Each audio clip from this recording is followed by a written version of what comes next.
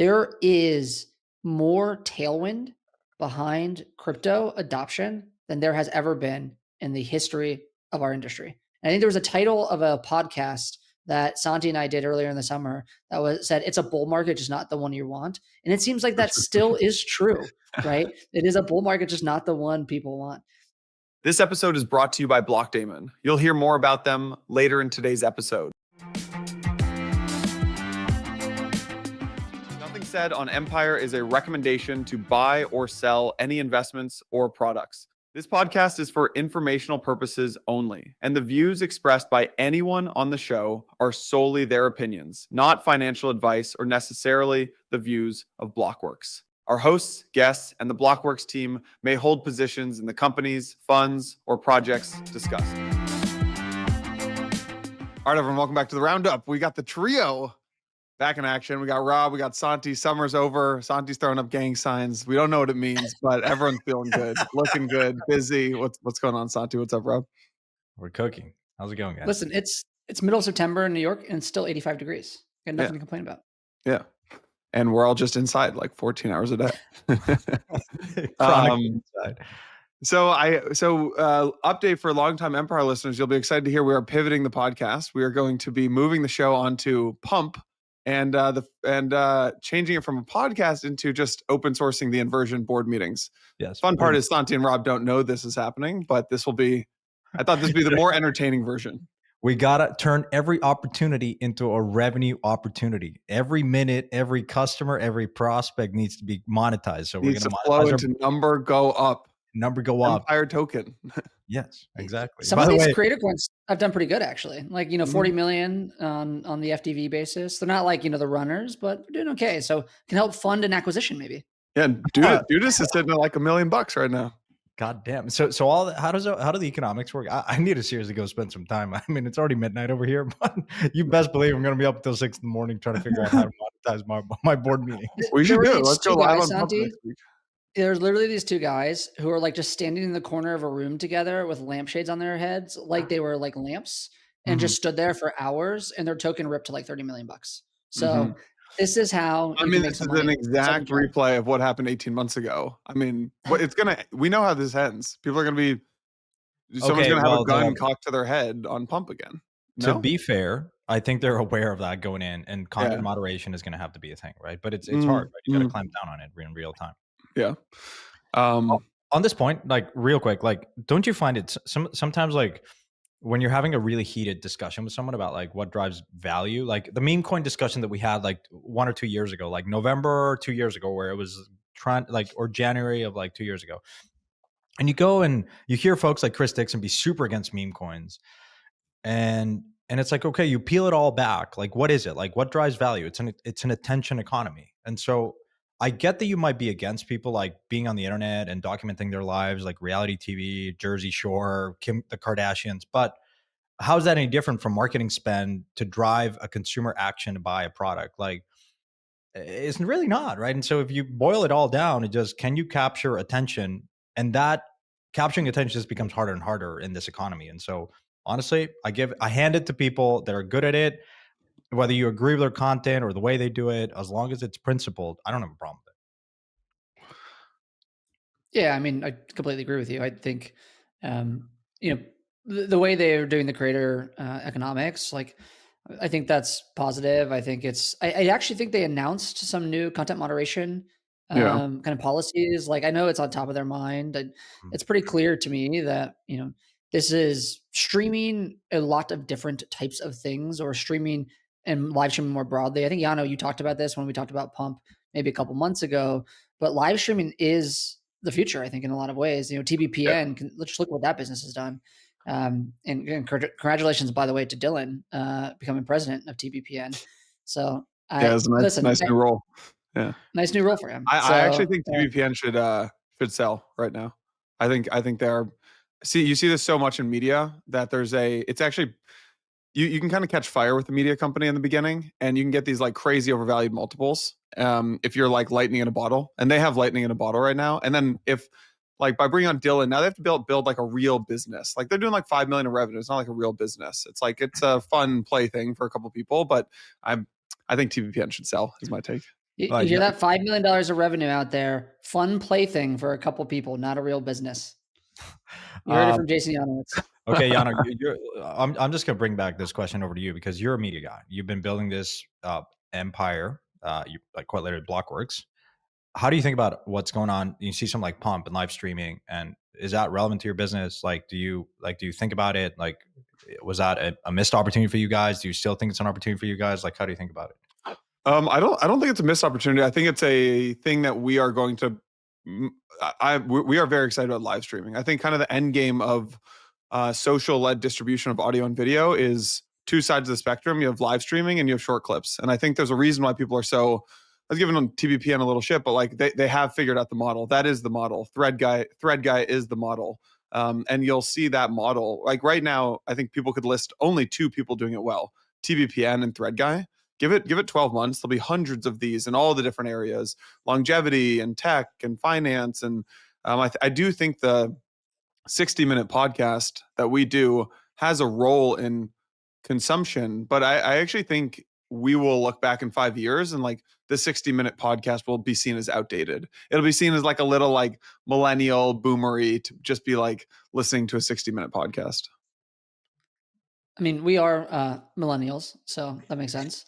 Yes. But also, like, so what are we going to do? What's the future of Empire then? We're getting on pump, baby. No, we're building up all of the back-end capabilities at Blockworks right now to go really heavy into live streaming and short clips.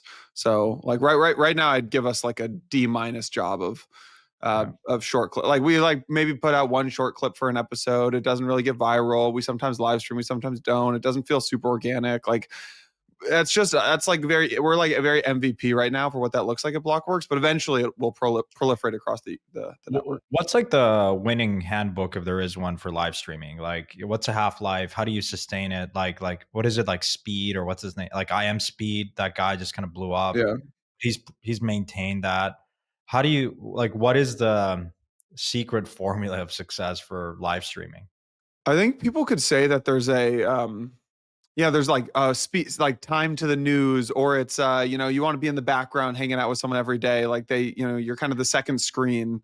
But I basically just think it comes down to who's the creator and who's the host. And the dream for us at Blockworks, like I look at one business, which is Barstool Sports, and I think they did such a good job of bringing all the different creators and hosts together. And it's actually an extremely hard back end job. Like Erica, their president, and Stu, their COO, and even Portnoy. Like the thing that they've mastered that other people don't understand is they have two really amazing abilities, which most people in the world don't have. They can spot talent super early, right? So they can find someone with 2,000 followers and be like, that person's going to rip.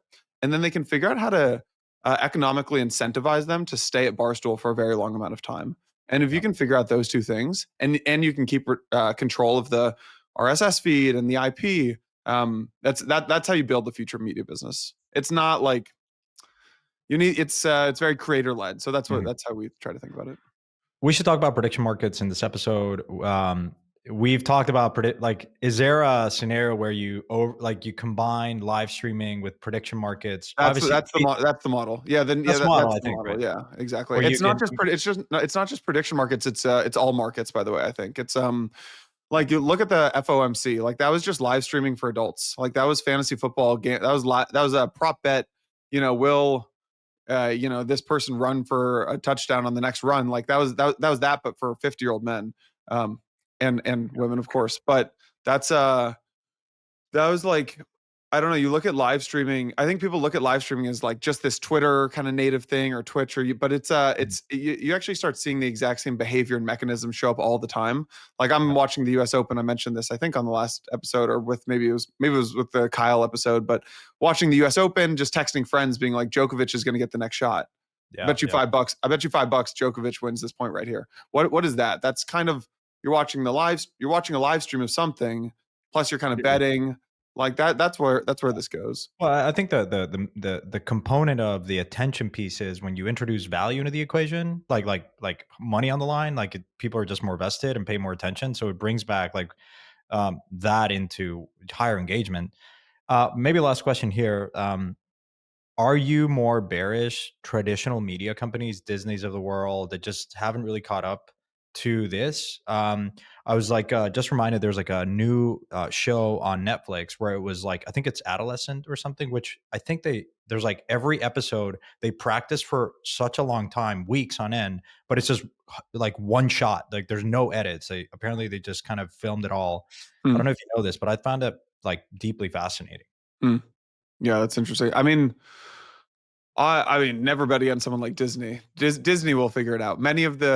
Disney will figure it out. Many of the traditional publications, like the financial news outlets you read, the traditional mainstream media folks will not figure it out. What I do think, though, that is not obvious to others is that I do think all of them will have a prediction market. I do think many of them will have a prediction market embedded inside of their platform, whether that's through either Kalshi or Polymarket APIs or whatever that is. Like, I think it's very likely you'll see CNN have the CNN prediction market in a year from now. Fox will have the Fox business prediction market in a year from now. You know, it's funny. We were talking about this. What actually got me excited about Polymarket when I decided to make that investment was, if you remember, Sam Altman got fired, like 2 years Yeah. ago now, Yeah. right? And he got fired on a Friday, and he, got reinstated on a Monday. And I don't know about your group chats, but my group chats, like that's Juicy. all everybody was talking about that whole Yeah. weekend. Yeah. And Polymarket had it had a market on whether or not he would be reinstated. That was actually the most volume they had ever done, not in an election market by that time. It was de minimis by like current standards of how much Polymarket is doing. But and I realized in my group chats, that's everybody was talking about it. They were like, "Oh, is this happening?" And they were talking about, "Oh, should we bet on Polymarket about it?"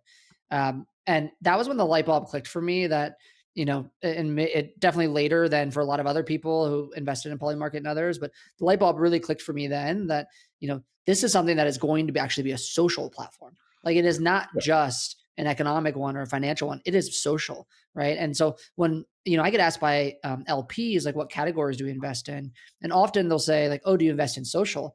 And I'll say, well, maybe we haven't done Forecaster, but I consider Polymarket an inherently social investment in a social platform. And, I consider that, the social investment that we have in that fund.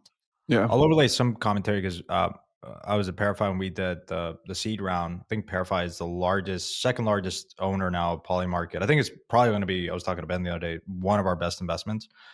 But it was more around, at that time, I think it was 2020, 2021, it was markets are arbiters of truth. And so, you can infer way more knowledge from a market versus a political pundit, and this was on the back of like the election where people totally missed Trump winning that election. You're like, you're sitting there and you're like, what did the Nate Silvers of the world get wrong? And you're like, hey, if you had a prediction market on that, like it'd probably be a better signal if you have all that money on the line.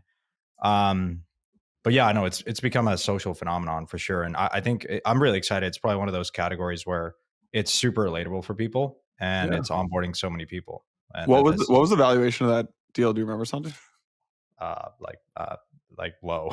Well, Well, I'll tell you what, not to Okay, spend. I asked that because I think there was some stuff got leaked. It was either this week or the end of last week. I think it's Polymarket's raising it like, I don't know the real numbers, 5 to 10 or The something. rumor is like 5 to 9. Kalshi's 5. Polymarket's at 9. I don't know. It's not confirmed. I'll tell you, it was at a time where Augur had not been successful. And it's a classic example for anyone that's interested in investing in technology. And like you could have sat there and said, hey, Augur's not successful, so this is definitely not going to be successful. The reality is it pays to re-underwrite the thesis under new circumstances. And yeah, you can laugh sitting there all day long. This time's going to be different. But credibly, like Augur didn't work for a number of reasons that we can talk about here. My main diagnosis is you didn't have a stablecoin. And if you can't settle the bet on a stablecoin, it's just really noisy, right? Imagine if you put 30 ETH on the line and then all of a sudden ETH crashes 80%. It hurts to be right and then lose money. But Polymarket, I think, it was just a different scenario where you had stablecoins. And that was a big part of re-underwriting our thesis because we had exposure to Augur. I had done the Augur ICO and, you could just be licking your wounds. But I think the question is, what are some of the other sectors that didn't work last cycle that are really going to work? Maybe it's gaming, maybe it's NFTs, maybe it's a combination of that, right? And so I think it just pays to re-underwrite the thesis and obviously it worked for us in a very big way. It has worked for I, Dragonfly. I think to your point, one point to make like very clear there is stable coins. We're all invested, I think, in stablecoin stuff, and I think Dragonfly is very publicly invested in a lot of stablecoin things. But stablecoins are also, to your point, the enabler of other types of financial markets and financial ecosystems on chain, right? If you don't have a dollar denomination or some sort of, you have to take a lot of FX risk, to your point, or ETH price risk, to your point, it's just much harder to do financial activity in any real way over any long period of time on chain. And so I actually think like stablecoins are at the infrastructure layer for a lot of the things that you now need to re-underwrite, or a lot of things that you now need to rethink about will exist on chain. So I think that was actually a very astute point you just made, because it now applies, I think, to many other assets, many other verticals in the space. Yeah. I'll just say one thing, which is I heard it from one of the best investors, and it's just stuck with me forever, which is anytime you remove friction from a system, it unlocks nonlinear consumer behavior. The internet, e-commerce, and then stablecoins, I think, are that primitive for like from e-commerce to gaming to everything in the middle. Like it's just explosive. And I think we're just scratching the surface of what is going to be possible here. And so across 30 plus networks and 180 endpoints, Blockdaemon Earn Stack unites staking and DeFi into a single institutional toolkit for crypto rewards. With multi-layered security, full asset control, and 24/7 support, Blockdaemon Earn Stack is built for scale and regulatory clarity. Non-custodial staking and seamless DeFi access, all in one stack. Direct access to DeFi with no intermediate smart contract or vaults. To book a demo, make sure to click the link in the show notes or head over to Blockdaemon Earn Stack to find out more. Thanks to Blockdaemon for making today's episode possible. Kicking off for its season 2 in September, Peaq's Get Real is Web3's first campaign rewarding people with tokens for creating real-world value. With a total prize pool of 5% of Peaq tokens' initial supply, Get Real follows a simple formula. Connect your devices, create value, score points. The quests can include such things as driving around with a Web3 navigator app, measuring local noise pollution, or running an AI agent in your browser. Further down the road, you can get a unique, customizable NFT designed by the agency behind the recent Call of Duty rebranding, an NFT that will evolve as you make real-world impact. Follow Peaq on X to find out more. As always, investments in blockchain technology involve risk, terms, and conditions apply. All right, we got a lot to cover. I want to just get your guys' gut sense on. So we just had FOMC this week, and the markets are going a little crazy, right? Bitcoin's up 3%, ETH is up like 5 or 6%, Sol is up like 10%, and yeah, the coins are running. So I just want to get your it's one of the most torn I've ever seen the market in terms of like what people's sense of the market is. I had lunch with a big investor who's in from Asia yesterday. He said we're not even halfway through this cycle. He said we're not even halfway. We're loading up the tank, levered up. The next person's like, we just started trimming everything except for Bitcoin. The next meeting is like, I'm going public via SPAC. Like it is the most torn. And then I think you've got people like, who these influencers that people follow really closely, people like Ansem, who have had some really good calls, basically saying like, we've topped. I think that is kind of, I don't know if you guys have seen Ansem's takes recently, but Ansem's basically saying like, this is it. This is the last time to sell at 115. Pack it up. We're going home. You've got, I was looking at open interest. Altcoin OI is greater than Bitcoin OI for the first time all year, actually, since the January local top. And yeah, there's just OI and the alts is getting really high, which is kind of sometimes a telltale sign. But just want to get, I know we're all long-term here, but I do want to get your sense of like just shorter term markets and how you guys are feeling about things. Yeah, I'll start. Again, we're not traders, to your point, and I don't exactly know what will happen, or I definitely don't exactly know what will happen over the last month or next month or the month after that. I think if you zoom out again, and we've talked about this a bunch, like there is more tailwind behind crypto adoption than there has ever been in the history of our industry. There is the Genius Act, there is Clarity Act, and some sort of reconciliation. I was at a fundraiser for a senator a month ago who said, I will guarantee that we will get some sort of Clarity Act reconciliation done in October. Now, that's a politician, and I don't know if that's actually true, but this person was willing to put their reputation at this fundraiser on the line, right?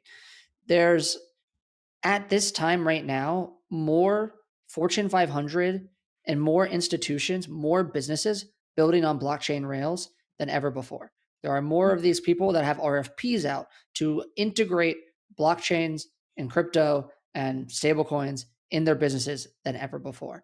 Like, these things are happening. Like, it's not as if we can just I think just put it to the side and act as if it's 21 all over again, because it's not. You're actually seeing real economic flow exist on chain, right? And so I really struggle with a lot of this, like, oh, this is the last time you'll ever be able to sell 115, because I mean, clearly, people who say things like that are really, it's about just pandering to an audience, right? And like continuing to increase, the amount of engagement. But it's, when I look at this from the outside in, it's hard for me to say anything other than we are getting what we want, right? And I think there was a title of a podcast that Santi and I did earlier in the summer that said, it's a bull market, just not the one you want. And it seems like that still is true, right? It is a bull market, just not the one people want. And so, it's funny, to your point, like I was on the phone with one of the smartest liquid fund investors that I know of in the entire space earlier today. And that person was like, oh yeah, we have 2 months. 2 months from now, like, you got to be out of the market, right? And I asked them why, and they're like, oh, just like kind of flows and like macro and et cetera. And it's all like very wishy-washy.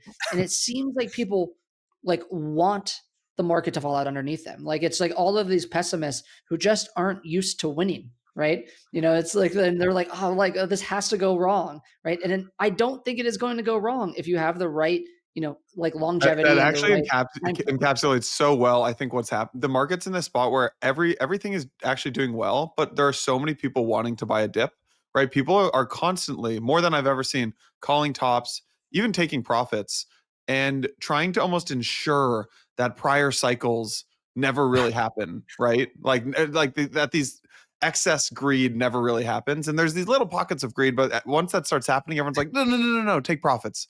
And that is not the sign of a top. I'm just going to say Bitcoin's at all-time low volatility. Like, after almost 1 year of consolidating around 100K, like that's not how something tops. I'm just going to say that. There's, to overlay what Rob and you guys said, just so true, which is there's only one thing that people hate more than losing money, and that's seeing someone else make more money than you have. And that gets to you. And I think that's a bit of the dynamic that you're seeing. I mean, important note, I've never met anyone that can systematically time markets, not in crypto, not in any other market. So if you're led to believe that they are calling all the tops, then they're deleting tweets, ladies and gentlemen. So I think the reality is, the way I see it, and again, I'm not a trader, is Bitcoin is holding its ground in this range above 100, and that's giving room for that wealth creation or rotate into other stuff. And you also have this phenomenon called DATs, and you're seeing incredible amount of buy pressure, right? You have the forward vehicle buying over, what is it now, 5 billion of SOL in the open market. Like, they're very well telegraphed buys in the market. Yeah. And that was all cash. And so, not all DATs are created equal, but it's again, of course, Jerome Powell and Jensen Huang are the two most important characters that you should be paying attention to. And if any of those two guys have a bad day, you best believe crypto is going to take a hit. But it's I continue to believe that this setup is unlike anything we've seen before, to Rob's point. And of course, macro and AI can really derail this industry because it's risk on. But I continue to believe there's a lot of room to grow. And I'll go as far as saying, if people want a prediction from me, we have a bit more than 2 months. It's at least 6 months, I would say. Rob's like, why are we talking about specific months here? I mean, you said you were like, I will go so far as to say a bit more than 2 months. That was going out on the limb here. Like, I was waiting for like a big like proclamation, like, like Bitcoin will be 250K in a year, and you're like, I've got a bit more than 2 months. Yeah, I was in CNBC earlier today, and then I was with Wolf you of did Street. CNBC? India, though. To be fair, I'm starting the minor leagues, ladies and gentlemen. But That's okay. I did see NBC Crypto World yesterday, so like I don't know how you rank those two. Yeah, well, Rob, you're ahead of me, man. I use this line now, which is crypto's sort of a weird state. Like, I hope that we get to a point where, like, companies don't make decisions to use AWS or Azure because the stock of Amazon or Microsoft took a hit. That's like, we're going to get to a state of the world not too far from now where companies are starting to use this technology and it's totally independent of the price of Solana or Ethereum. And I think that's probably something that most people are bearish on because there's trauma of a bunch of enterprise pilots. But again, I've said it before, we are at a time in the industry where industry executives are more interested in applying the technology than your typical crypto trader investor that is just jaded because alts haven't ran up as much. And I think this time, like that's really the big setup that we have over the next couple of years. It is like a secular trend, and that really bodes well for the adoption of the industry and the price of these assets. Yeah. Let's get into some of the news stories. So I think there's probably some interesting ideas to talk about, like what actually happens with these DATs as a lot of them are starting to trade below NAV. Rob, I will let you, or Santi, where do you guys want to take it? I was going to ask you guys. There is a market on Polymarket of Plasma's market cap FDV 1 day after launch. What do you think that is? Greater than 8 billion, greater than 6, greater than 4, greater than 2, greater than 1. It's at like 6.5, 7 right now in the pre-market, right? Yeah. Like I think as a general rule, if you expect it, if it's whatever it is in the pre-market, you should expect it to be a little bit lower the day after. I'd have to actually go back and look at some of the data around here, but there's enough people that are like hedging, right? The unlock, that I would expect it to be maybe. Actually, I would say I expect it to be in range. Like actually, what we saw in Pump was that it kind of it traded up a little bit. Now that was obviously very different because it wasn't a long unlock. There was people funded and they got unlocked right away, etc. But usually the way I like to think about it is whatever it is in the pre-market, it's likely to be within some short time frame, a little bit below that. And then, then we'll see how the fundamentals take over. We'll see about the long-term holders, et cetera. So if it's at, call it whatever, 7 billion today, my guess is it hovers in this, call it like 5 to 7 range. And so I see here, it says greater than 94% greater than 4 billion, 57% greater than 6. Like, I don't know what the options payouts are here, but my guess is like somewhere, call it like 6 is probably the midpoint of like what people will probably expect. Yeah. Well, you guys didn't end up investing, did you? No, we're not investors. Well, Rob, why do you think Plasma has had such parabolic success? What was that? Why has Plasma done so well? Well, Rob, you want to take full disclosure? I'm an investor, but Rob, I'll. So Santi, why do you think it's done so well?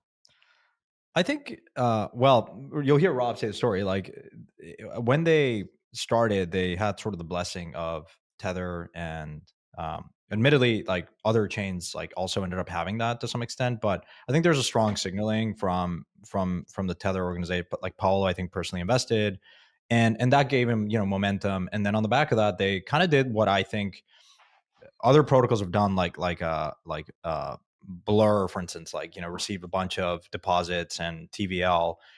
I guess the nuance is like, how's this any different, right? Because Blur, or was it Blast, like attracted a bunch of TVL and then a bunch of farmers. Blast, yeah. It was Blast, right? And then that money kind of left, right? I think here it overlays with the stablecoin narrative and thesis, which is incredibly powerful this cycle. And I think people just want to have exposure to that. And I think it's really playing to their advantage. I think Paul is and the team, they keep growing. They've done a good job in terms of like building community excitement and whatnot. And so yeah, I think it's been pretty impressive, like the caps that they've hit in terms of like just deposits willing to. I think they did an Echo program, which was like you could deposit stables to get an allocation in this round, which is fully unlocked. And so people again want to get exposure to stablecoin thesis, and this is like you always want to think about like, how do people think about it, like extreme left, extreme right? It's like, don't overthink it. It's like It's like long stablecoin chain, like, you know, and I guess the comp here maybe is like Tron, right? Like Tron is in many ways has been the silent USDT chain, right? Most of USDT, a lot of USDT sits on Tron, and Tron is a, you know, $35+ billion you know, 35 billion FDV protocol. It's obviously done many things to get there in many years. But I think that's what people kind of like get excited about when they think about Plasma. Yeah. I don't know, Rob, if you'd say anything different. No, I mean, listen, I think that probably didn't give enough credit to the execution that they've done, if I'm being honest, because I think the reality and you know, I spend maybe a little bit more time looking at like a lot of the things in venture land here, but you know, at the time that they were raising, there was like 3 or 4 stablecoin chains raising, of which like 2 or 3 of them had, you know, pretty, you know, had actual investments by Palo and by Bitfinex, and so it wasn't actually that unique that they had this, you know, backing by USDT, and that they were fundraising on that backing, but so were others. And you know, at the time, there wasn't a lot there. They were early, right? There was, you know, Paul and his team, and you know, they were, you know, somewhat close to Tether. And um, I think if you know, go back to those days, you know, it was still very unclear like which of these chains would win, and it still is unclear. Obviously, they've gotten the most hype, and I think there's room for more than one, obviously. But like clearly, what they have done since that time to differentiate against, you know, Stable and others who also had some of this backing, is all just down to execution, right?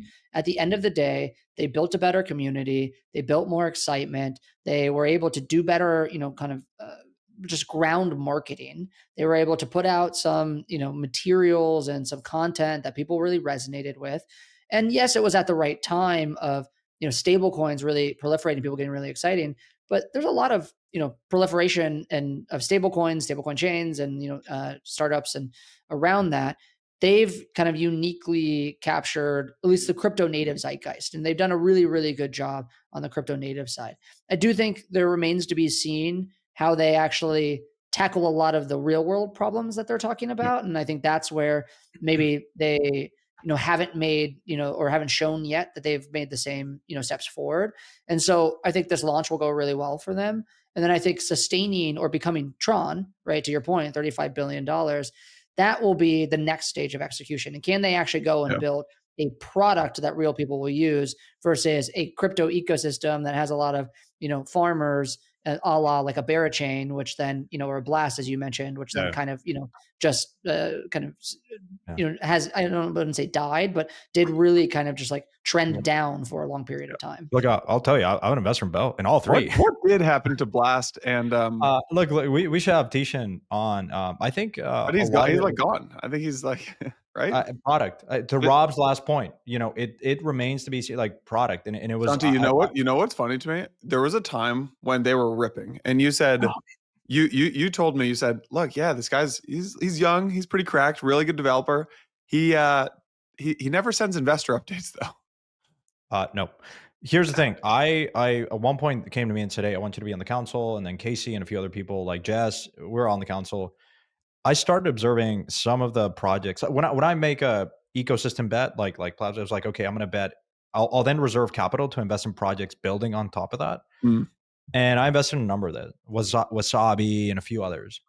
And then I started noticing a lot of those teams going elsewhere, going to Solana, going to other chains. And I think it just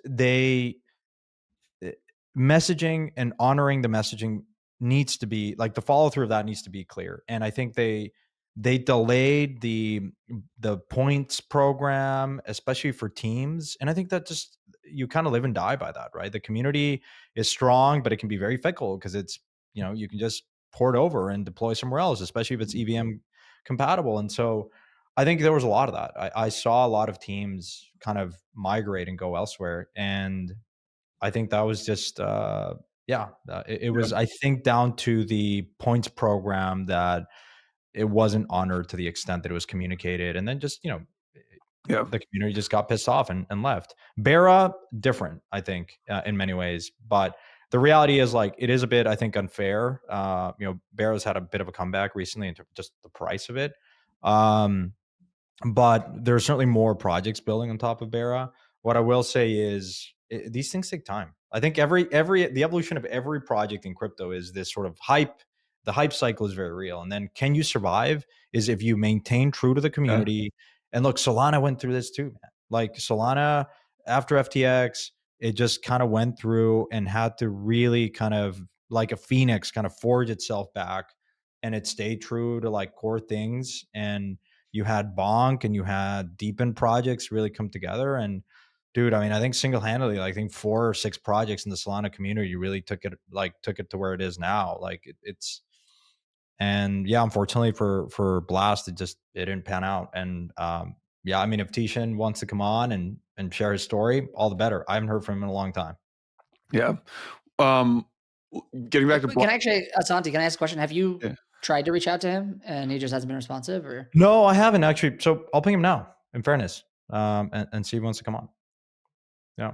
One of the things that, look, Rob, you know this, but like I'm acutely aware of this. I think it's incumbent on, if you're a founder, you should be sending quarterly updates. Like there's a good, and by the way, respond in the first 5 minutes, unless you're like sleeping, but like, be responsive, dude. Like respond. Don't sleep.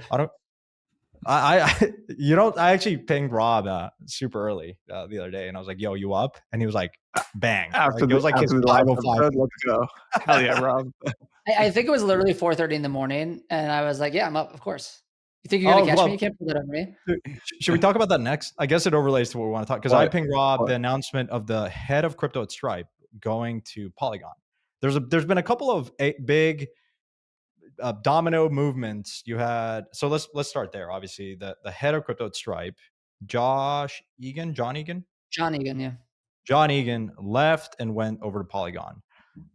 Comments there, Yano, Rob. I don't know him personally, but the comment is basically Stripe had 2 crypto teams, and it was not. It's Stripe had a crypto team. They'd been building crypto actually for a while, working and tinkering and stuff like that. Then Stripe acquired Bridge. That team comes in and becomes basically Stripe's crypto team. Now you have 2 totally separate crypto teams, different types of people. Some people are more like different. How do you build products? Different languages that they like to write in, different strategies, and different like people who they see as their leaders. And the old Stripe crypto team, from what I've heard, is I think John was part of the old Stripe crypto. So I think that team is starting to. I think you've seen some movements, and you'll see some more movements. One of the interesting things about that to me, and this is kind of a separate point, but I had 1 or 2 people say to me, "Is like, why do you go to Polygon?"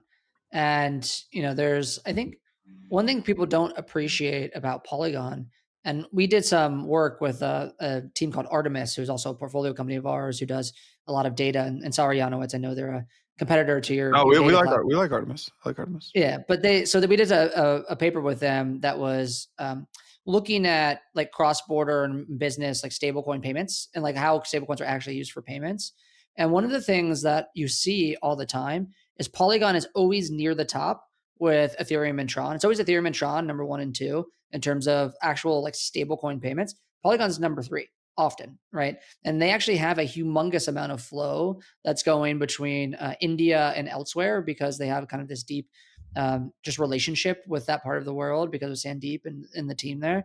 And so it actually made all the sense in the world to me that he went to Polygon, because Polygon is actually very focused these days on payments, and they actually do have a lot of real payments existing on chain, even though I think that's like not everyone's like totally aware of that. Do you know where else I see this show up is so Alliance DAO always shows their where the founders are building, and I think it's usually like, Ethereum is usually first. I think Solana is second, and I think Base now might be third, but I think Polygon is fourth or fifth usually. So I mean, Polygon probably might be one of the most hated chains out there. Honestly, one of the reasons why I was very discouraged in the broader Ethereum community, like you have like people love optimism because Carl and Jang, and there's like they hate the Sandeeps because it just doesn't fit with the norm. It's like it's a very cliquey, had been a very cliquey ecosystem. I mean, Polygon, no ecosystem gets it right, but they've done a lot of stuff, and I think they're probably one of the most underappreciated protocols out there. I don't know if you guys would agree with that, and if so, like, what are some of the other super deeply overlooked or underappreciated protocols? I mean, we talked about Tron. I think that's another one, but any others that come to mind? Yeah, it was interesting. I mean, there was an idea, like we hosted a dinner last night with some Blockworks research customers and some of our analysts and stuff like that. And the main one that everyone's talking about obviously is Hyperliquid, but as you start to go down into other ecosystems, the two that got brought up a few times, one was and there were very heated debates on this. One was WorldCoin, actually. And one was Telegram. Oh, interesting. Yeah. So the ton, people were basically extremely bearish on ton.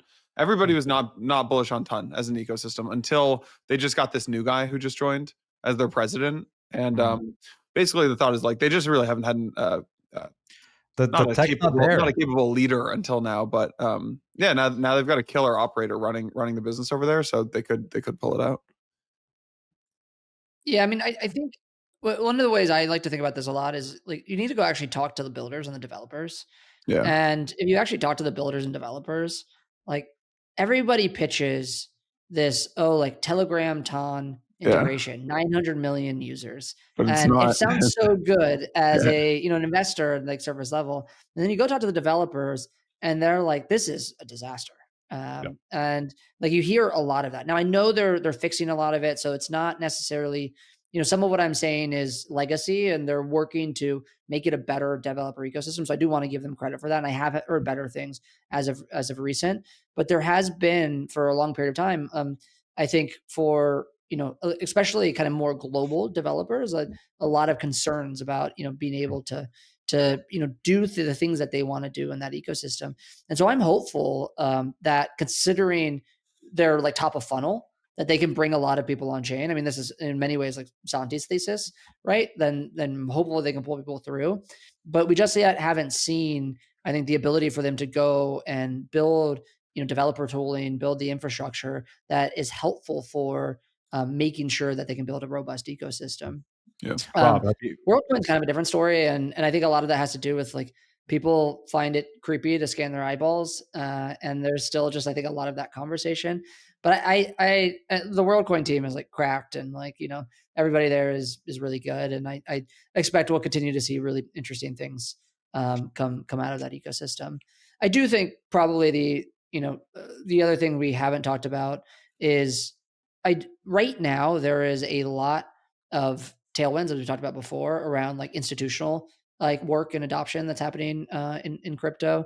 And obviously we've talked a lot about like, okay, well, Robinhood's building Ethereum L2, and Stripe is, Stripe has been kind of distancing themselves from Tempo the last couple of weeks, I think for a lot of reasons, but like, kind of has their own L1 with Paradigm, and some others that are institutions that are building kind of a rolling their own L1s. But we've also seen like a ton of announcements recently, like the Avalanche team specifically on like new people building there. I think it was like the state of Wyoming is doing things like, they're doing like tax returns on stablecoins on Avalanche, and FIFA has been talking about doing like actually ticketing for the World Cup and their whole loyalty engagement thing on Avalanche blockchain. So I think like when you start to think a little bit about like some of what we talked about before from institutional adoption, like I think there's a world in which they don't get enough love. And you actually tweeted yesterday, Yano, also I think it was a bunch of data around Avalanche specifically.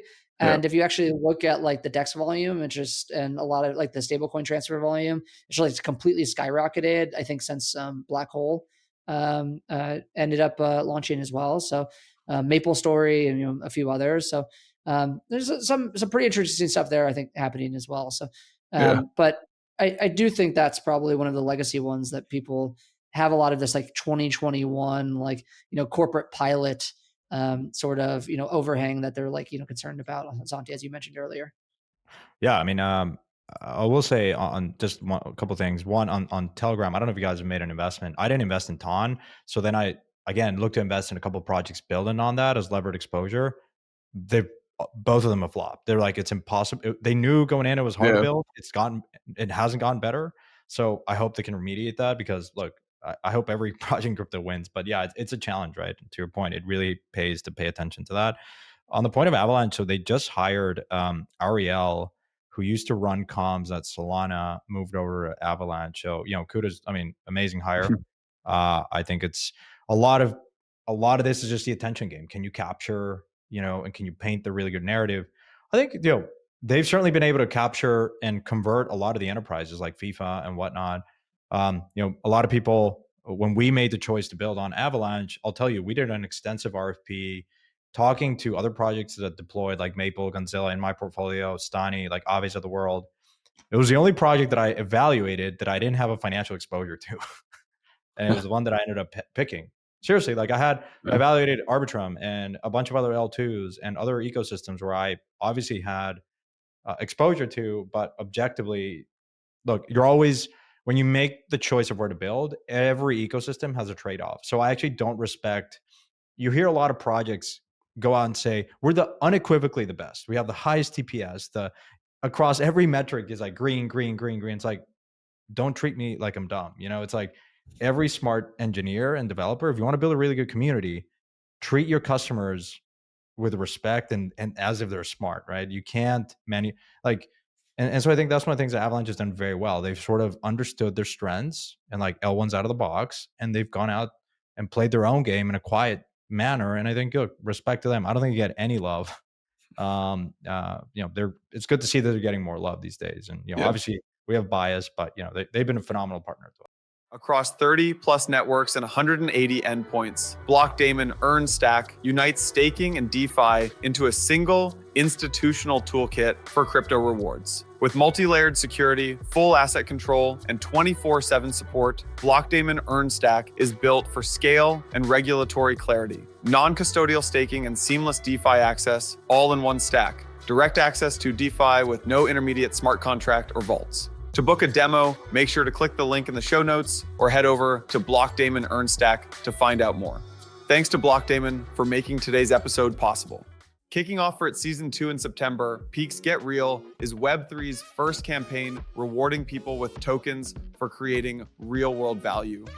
With a total prize pool of 5% of Peaq tokens' initial supply, Get Real follows a simple formula.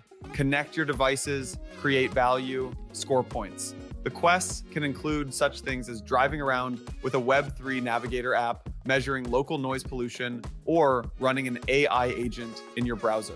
Further down the road, you can get a unique, customizable NFT designed by the agency behind the recent Call of Duty rebranding, an NFT that will evolve as you make real-world impact. Follow Peaq on X to find out more.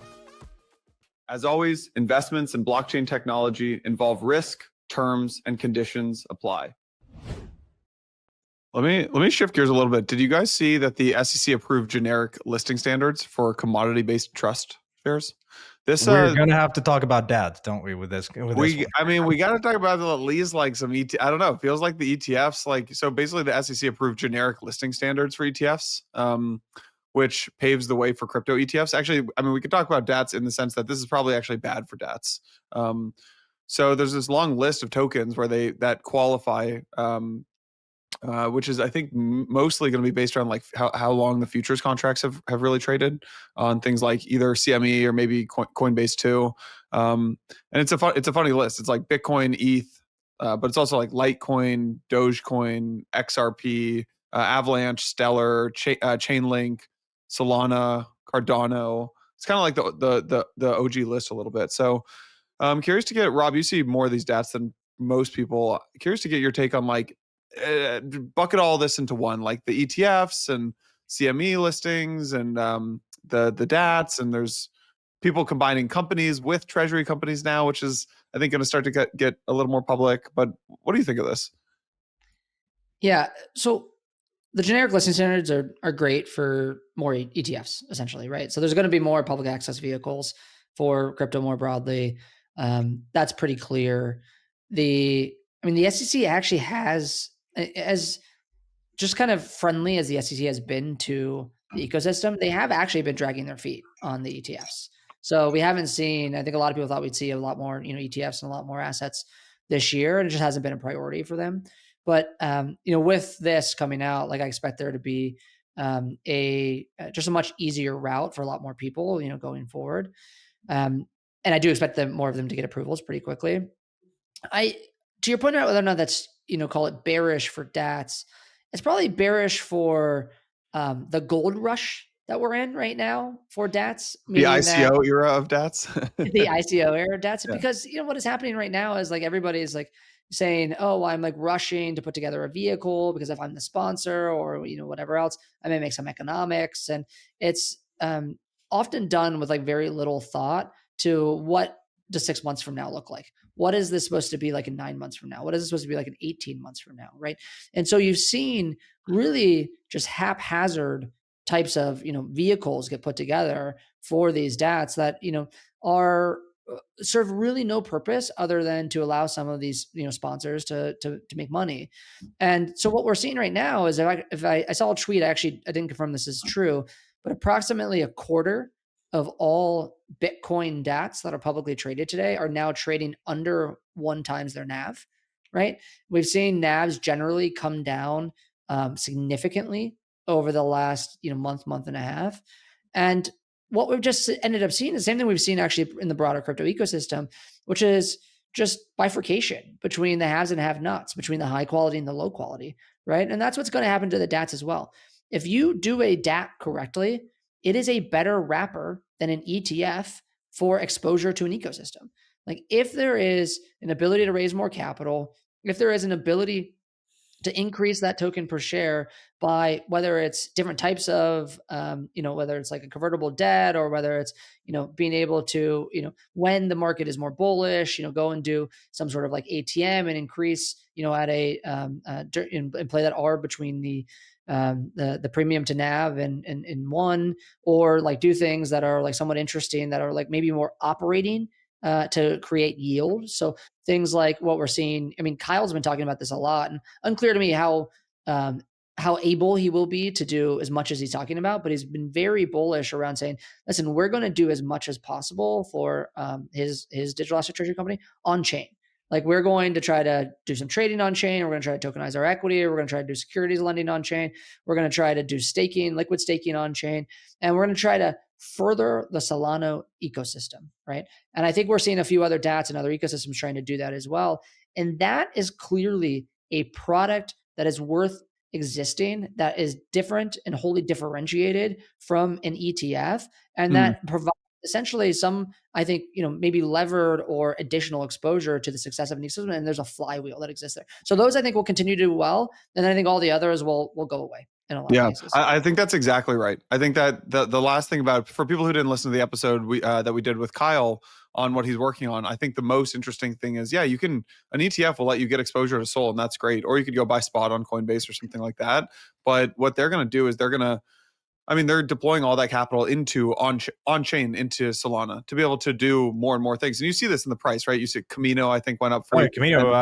I love being an investor there. I mean, it's up 50%. Yeah. Camino. To be fair, the funny thing about that is I think he was like, talking about like DFlow and like Jupiter and Camino. His entire bet, I think they put a total of like $2 million entirely on chain of the 1.6 billion, but all the tokens ripped. Yeah, Rob, don't, come on, man. You can't do that. Rob, come on. Rob, did you get the memo of what we are allowed and not allowed to talk about on Empire? Way to kill the vibe. but people are excited about what he's going to be doing, what he's saying he's going to do. And that's a good thing. And that is exciting. And it does deserve to exist. It is a better product in that case than an ETF if you want exposure to the success of an ecosystem.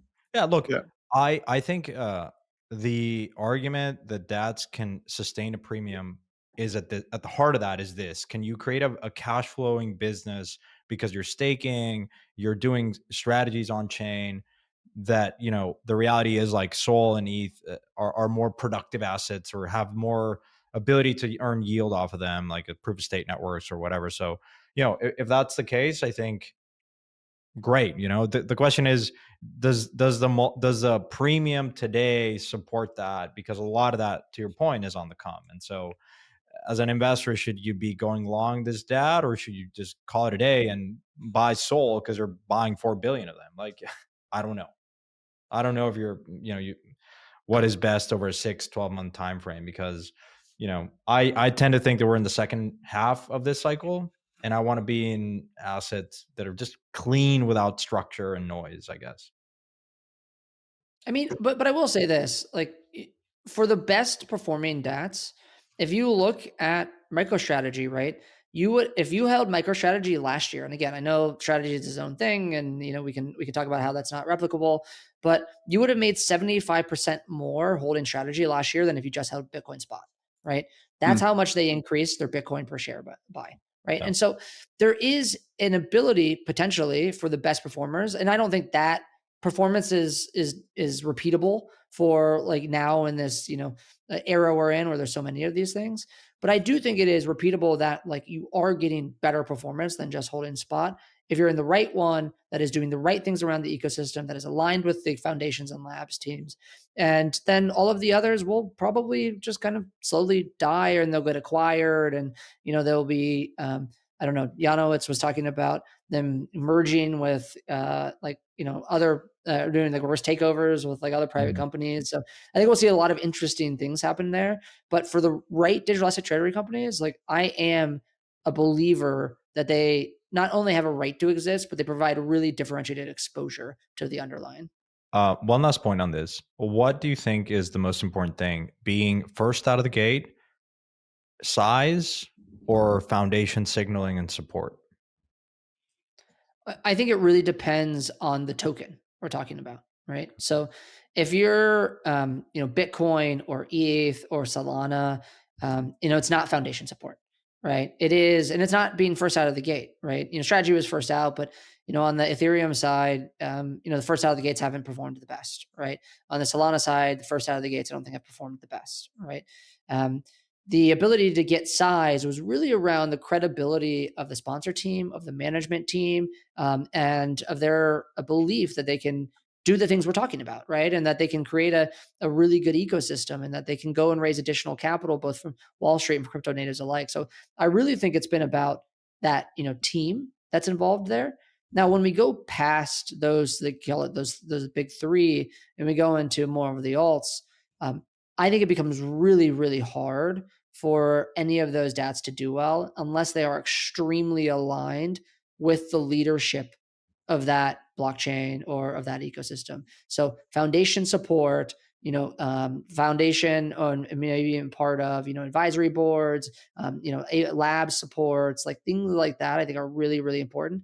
And that allows you to really get this flywheel going in a way that, maybe Kyle can do in Solana because of how deep he is in the ecosystem, but that outside of those big ecosystems where the investors don't necessarily know it as well, you can at least go to that investor base and you could say, but look, this is this deal we have with this foundation or this labs entity. We're able to create this ecosystem and around these tailwinds that exist here.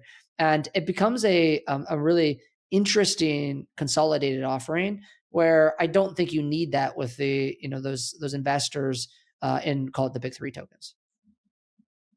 Yeah. We got a little bit of breaking news, which is so there's been a rumor for the last couple of weeks that Brian Kintens was not going to get the CFTC position, the CFTC chair position, and it looks like that news is finally kind of leaked out into the public and is breaking. So I thought that's pretty interesting. Rob, I don't know how kind of clued in you guys have been there, but it sounds like Brian's not going to get the chair position. Bloomberg just wrote a story about this, and it looks like they're seeking some other people. Some names are Michael Selig, who is the chief counsel, or I think he actually currently is the chief counsel to the SEC Crypto Task Force. He was at Wilkie before. Also Tyler Williams, who's counselor to Scott Bessent, could be it. I've even heard some things as crazy as, this is kind of the first step in, maybe they just have Paul Atkins putting quotes around this, interim do it. This is step number one in combining the SEC and CFTC. Rob, you're shaking your head at me. But this is how it exists in nearly every other country. And the only reason we have the CFTC here is because of these legacy rules from 100 years ago, because we have so many commodities and farming and stuff in America. But I don't know if you have any takes on that. No, I mean, I think this was expected. We had been hearing that this was unlikely to happen for, a couple of months now. Yeah. And, there was obviously been some back and forth and like social media, which was kind of wild, to be honest. And so I not surprised. We'll see. I think, Michael Selig would be pretty interesting. I think there's, some interesting names you put out there. we'll see what happens. I think a lot of it depends on, or how much this matters really depends on, in my mind, what the reconciliation of the Clarity Act looks like and if that gets passed. Because if that gets passed, there's going to be more clear guidelines, most likely around, depending on the version, around, what the CFTC's jurisdiction is relative to what the SEC's jurisdiction is, and how we define that, and how we define what a security is. But in a world where that continues to get pushed and maybe we don't get that legislation, the rulemaking is going to have to come still, and it's going to come from the SEC and the CFTC. And the White House has essentially said to Paul Atkins and to the CFTC that you guys need to not wait for new legislation. You need to start doing rulemaking. And so if this continues to go on and be a little bit of a kind of a sideshow, I do think that means that more power will consolidate under Paul Atkins if we don't, and especially if we don't get legislation. So we'll see. It'll be an interesting, I think, next 6 weeks or so. Powered by a $4 billion treasury, Mantle is launching You Are, a Swiss licensed smart money app that simplifies how individuals and businesses move between digital assets and fiat currencies. Underpinned by Swiss regulation, UR offers a multi-currency account with IBAN support for Euro, Swiss franc, US dollar, and RMB, and one-to-one backed deposits. Its MasterCard Principal membership debit card enables global spending and can be added to Apple and Google Pay, and is now available to users in 40 countries. Corporate and protocol treasuries face a major challenge today. Cash and traditional instruments are losing ground to inflation. A new industry report from Liquid Collective and Eigen lays out the next evolution of the digital asset treasury, moving beyond just passively holding Bitcoin to actively making digital assets like ETH and SOL productive through liquid staking and restaking. For CFOs, DATs, and corporate treasurers, the path to integrating liquid staking and restaking should be risk managed and aligned with long-term strategic goals. The Productive Treasury Report outlines practical adoption and a forward-looking vision for the role of the modern treasury as a strategic enabler of new technology. Read the Productive Treasury Report today by following the link in today's show notes. As always, investments in blockchain technology involve risk, terms, and conditions apply. Last thing I wanted to talk to you guys about is the base. Or Santi, do you have anything there? I want to get your guys' take on the base token. Is it real? It looks pretty. I mean, so here's my take on what happened. So my take on what happened is maybe Jesse went a little rogue. And there was here's what I think happened is, like, Jesse was doing this presentation. It was a great presentation. They had Basecamp. I heard it was really successful. So shout out to the Base team. Had a lot of like developers and stuff there and builders and stuff like that. Jesse did this announcement and just kind of said, like, we're thinking about exploring a Base token. And then Brian, the reason I think this wasn't like a perfectly communicated comms plan is I think Brian then had to tweet. I can pull it up. Basically something along the lines of like, we are exploring a Base network token. To be clear, there are no definitive plans. We're updating our philosophy. As of now, we're just exploring it. Like, kind of a lot of legal language. And I'm guessing what happens is their chief legal officer called up Brian. He's like, Paul. Brian, Jesse just announced this. Brian's like, I didn't know that. And Brian, he's like, dude, you got to put out a tweet. This is crazy. It is funny though. I do think people forget. And the DAT stuff kind of reminds me of this, just how much people forget, like, what it means to run a public company, and how your language and what you say and how you say it and the relative effect it can have on your stock price and like the disclosures that you need to have, how that matters, right? And so I think one of the things I'm actually interested in seeing is a lot of these like kind of OG crypto founders taking their companies public over the next 18 months or 24 months, and just seeing what that looks like from like a PR disclosure perspective in a market where everyone's used to just like tweeting their way to some sort of token price. I talked to a founder of a crypto company that's been around for many years. I was like, "What are you working on?" He's like, "Oh, we're going public. Canner's working on the deal. We're going public. We're combining with the treasury company and our business. We're going public." It's like, I was like, that's a big deal. He's like, yeah, it sucks though. We've been around for like 8 years, not auditable at all. No, very unauditable company. I was like, oh boy, this is good. I was like, so are you gonna get out? He's like, oh yeah, we'll get out for sure. So well, if it's unauditable, he will not get out. So like that is unless you that find an definitely won't happen. auditor. Yeah. What It is funny. People just forget I have been having this discussion with a bunch of people recently too. And just, there is like a level of just like, seriousness that like is required if you're going to be public. It's not just a TGE into some equity and like, you're like, wipe your hands of it. And then whatever you sell it for to a market maker and like, forget that it exists. Like this is a long-term business that you're running with shareholders who like can sue you if you like don't look out for their best interests. Let's put it this way: if you haven't been sending quarterly investor updates, and you best believe that running a public company, brother in Christ, is going to be very, very much more difficult than that. So let's just start by sending quarterly investor updates, and then we can, take on the. To be fair, Trump said he wants to get rid of quarterly twice a year now. So that's how they do it in Europe. No.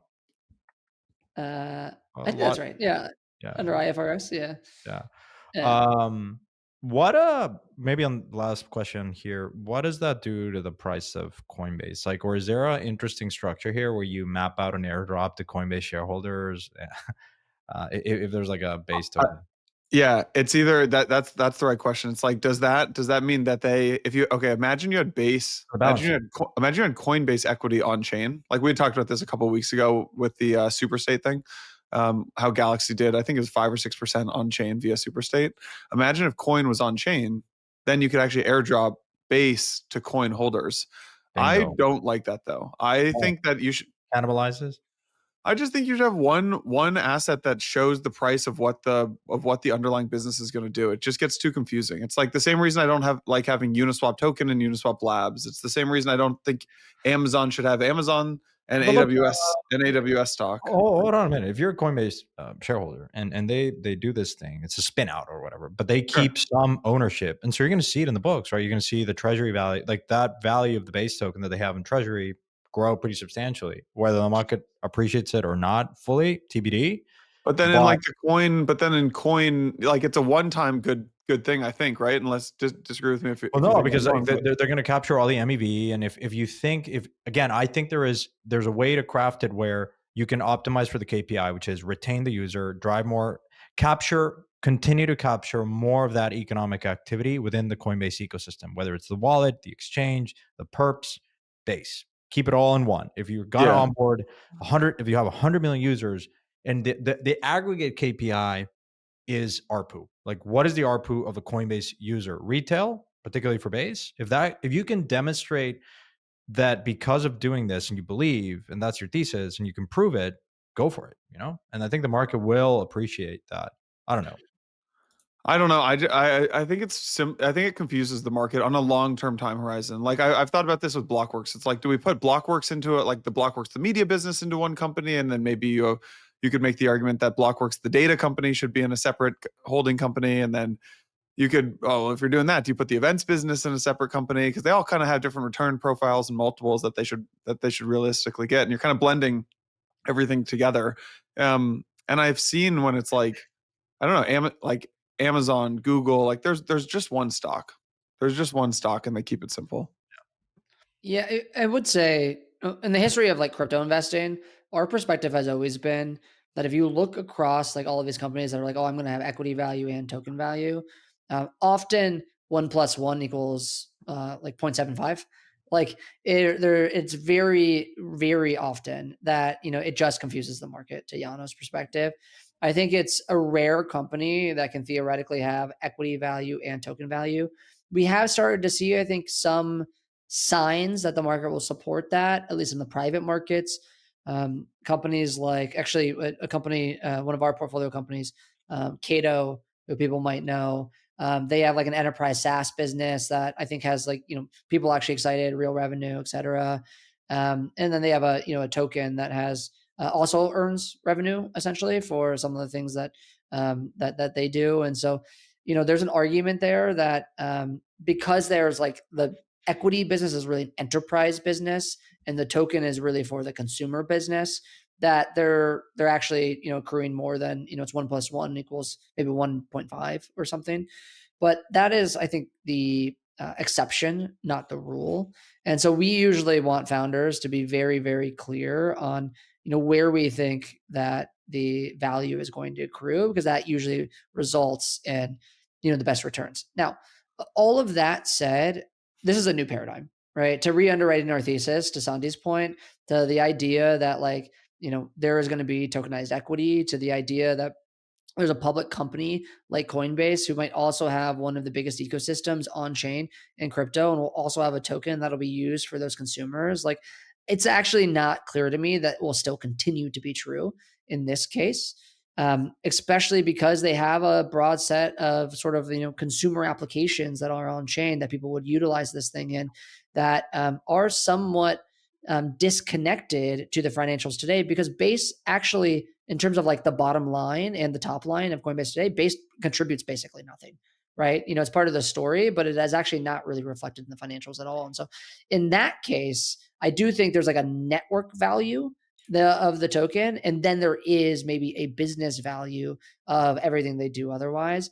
And I think it's possible, maybe not probable, but possible, that they're able to make a lot more money for their shareholders by doing both. Dude, I mean, here's the thing. There are going to be Asia-based exchanges coming into the US, and they're gonna list. If you're Coinbase, like, how do you get a leg up, right? I mean, you have you have to think about, okay, how do you preserve that market share and continue to be the dominant player in the US market, which is, the gold mine that they have. This might be it. It ultimately comes down to an attention game. We're going to close this episode talking about the same thing we started with. And so if Base, to your point, has this intangible value of capturing attention with builders and community, and retail is probably the area of the market where they have the highest margins, will continue to have the highest margins because of the convenience, then yeah, I think it's worth, if you're Brian and the team, yeah, I would be shocked if they haven't thought about, launching a token, and I don't think it's a random mistake or a slip that Jesse kind of like randomly set this in a conference. Well, we would be remiss to not, just out of all this conversation, just talk about the success of BNB, considering it hit $1,000. Oh my God, BNB is just BNB ICO'd at 10 cents. It just hit $1,000. It is. I love looking at the BNB chart because it's such a perfect example of how Western crypto Twitter is so removed from a lot of what's actually happening in the industry. And it's not just BNB. A lot of these exchange tokens are pumping. Not a single person on the feed talking about it. Right. Again, totally underappreciated. But the BNB token has been so instrumental to driving more activity deposits and activity to the exchange, right? Because you had the launch pad. It's huge. It's huge. So yeah, kudos to CC, and I guess CC's back in charge. CC's back, baby. He's back. He's back. They said CC will never be back at Binance 1 year later. CC is fully back at Binance. I mean, we didn't even talk. So they just launched, I don't know if you guys have been following, I think it's called Aster or Asteria. Aster. It's basically the Binance Hyperliquid is the easiest way to explain it. And obviously token pumping and users going up. Did the token continue to pump? Because I thought it's like the chart seemed crazy when I saw it last night, and I literally only know about it because people were like messaging me about it. I didn't see the tweet. I'd never heard of it before, but a lot of people were messaging about it last night. I don't know, because there's like 4 Aster. There's an Aster. There's an L1 called Aster from Japan. I'm pretty sure. What's the token of this thing? Aster Hyperliquid. You just know we're not a trader podcast. Like we're struggling with tickers here. Like scrubs, you got to be on it, man. You got to be like we're just scrubs. The 0x Research podcast. They're like they're trading live out here. We can't even find the ticker. Scrubs. I don't even know how to find this thing. I'm out here using Google still, just Googling like Aster Hyperliquid like a boomer. Oh, that's all right. I don't know what's happening with it. No, it's still trading well. It's look, it's 0.61. Is it how many? What is this? 10 billion? Is this $6 billion FTV? Is that what this is? No way. Wait, what's the ticker? Is it? It's ASTER. ASTER. AsterDex.com. I got it. All right. Oh, yeah. That's a good looking chart. That thing's going up. That thing's gonna keep going up. Jano, are you seriously doing TA on the pod? You want to know my TA? Last time I did TA on the pod, I nailed it. Pump. What was it? Pump? When the day Pump went live, I said Pump's going to fall to 2 billion and then rip to 10. Picked it up I at called 3. that. I picked it up at 0.03 Unfortunately or for me, I am an idiot and did not buy a single dollar of pump when it hit 2 billion. Continue to believe that the comp here is hyper liquid, and on a revenue basis, burn basis, like the market totally has missed that. But hey, listen, whatever. I'm obviously have bag bias, so I'll excuse myself. Yeah. From this discussion. What else? Anything else you guys want to cover? I think that's pretty good. Good content of the week, baby. Rob, what do you got for us? All right, so I'm supposed to be heading to Bermuda for the weekend, where I was supposed to spend some time on the beach. So got a little fiction for the beach, as you know, which is abnormal for me. I know, as you guys know, but I picked up a book called Rejection, which is like sort of a it's kind of like a bunch of anthologies, short stories, kind of futuristic that are like very focused on just like chronically online millennials. And it's like a satire comedy about how we're too all online and like too anxious. Tony Tula Hemut. Yeah, that's the one, right? And so I just, I think it's loved a little bit of self-reflection. The first truly incel novel. This is Rejection by Tony Tulamit, the first truly incel novel. Yeah, so a little bit of beach reading for the weekend. I like that. I'm into it. That's a good read. Are you going to Bermuda or not? So I am going. I just, unfortunately, because work has been pretty busy, I might just be on the phone on the beach the whole time, not reading this book, but that's fine. I got my auto sends Friday, Saturday, Sunday at 5:05 a.m. baby. Don't let him. You can't pull one over on me. I'm going to be up. I'm going to text you back. You passed the test this week. I was impressed, man. That was good. Okay, for me, Yana, you want to go or I can go? Go ahead.